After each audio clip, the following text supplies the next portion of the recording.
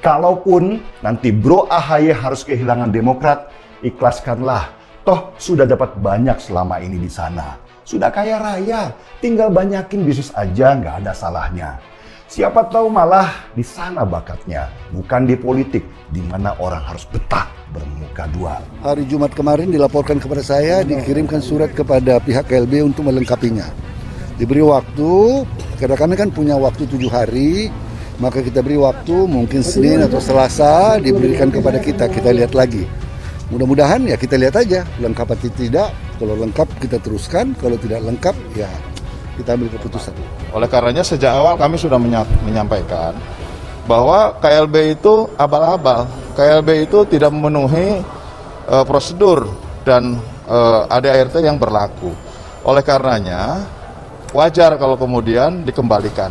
Dan saya kira akan dengan cara apa lagi melengkapi gitu. Karena memang pelaksanaannya tidak sesuai dengan prosedur dan hukum yang berlaku, baik yang diatur oleh Undang-Undang Partai Politik maupun yang diatur oleh ADART Partai Demokrat tahun 2020. Oleh karena tentunya Partai Demokrat pimpinan Pak Muldoko akan segera melengkapi dokumen dimaksud dan akan kami sampaikan ke Kemenkumham dalam waktu yang secepat-cepatnya, sehingga kepastian hukum terkait dengan Partai Demokrat bisa kita dapatkan bersama. Saudara-saudaraku kader Partai Demokrat dari Sabang sampai Merauke dan dari Miamas sampai Pulau Rote yang telah bertekad bulat menyelamatkan Partai Demokrat dari partai dinasti, dari partai keluarga Cikeas, untuk mengembalikan marwah Partai Demokrat sesuai dengan namanya demokratis,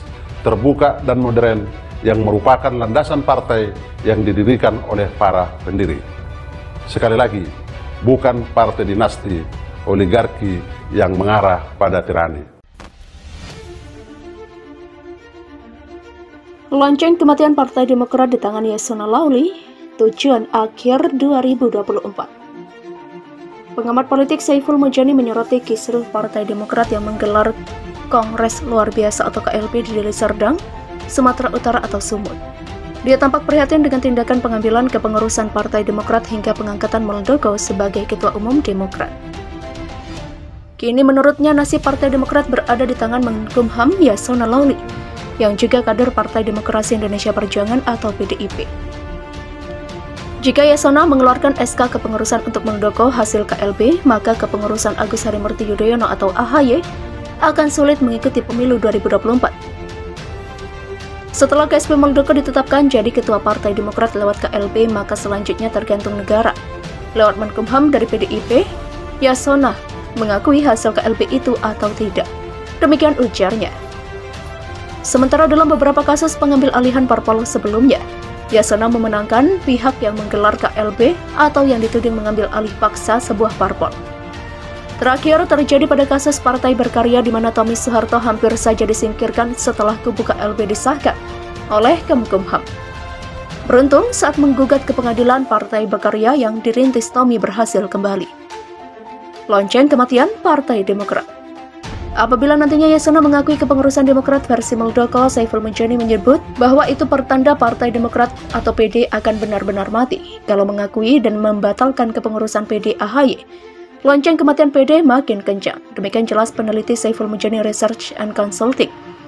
Dia menyebut seandainya Yasona mensahkan kepengurusan Demokrat versi Muldoko dan kubu AHY mempermasalahkannya ke pengadilan, hal itu juga bukan perkara mudah.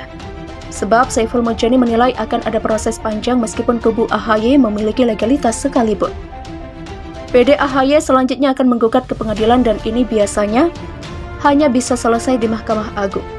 Berarti itu bisa makan waktu lama, bisa sampai melewati deadline daftar pemilu 2024. Katakanlah Demokrat KSP Muldoko yang bisa ikut pemilu, lalu bagaimana peluangnya? Demikian jelasnya. Jika Demokrat dikuasai Muldoko, Saiful Mujani membayangkan seandainya Partai Demokrat benar-benar dikuasai oleh Muldoko dan kelompoknya, maka Demokrat tidak akan lagi sebesar ketika dipimpin oleh SBY. Saya tak bisa membayangkan PD bisa besar dan bahkan terbesar pada 2009 tanpa SBY. Suka ataupun tidak, itu adalah fakta. Muldoko bisa gantikan itu. Seperti mantan jenderal-jenderal lainnya, mimpin partai KSP ini tak lebih dari Setiaso, Hendro, Edi Sudrajat yang gagal membesarkan partai. Demikian tandasnya.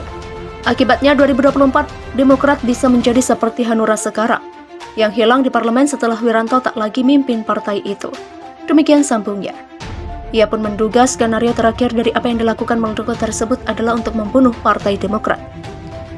Hasil akhir dari manuver KSP Muldoko ini adalah membunuh PD. Demokrat mati di tangan seorang pejabat negara, backsliding Demokrat Indonesia makin dalam.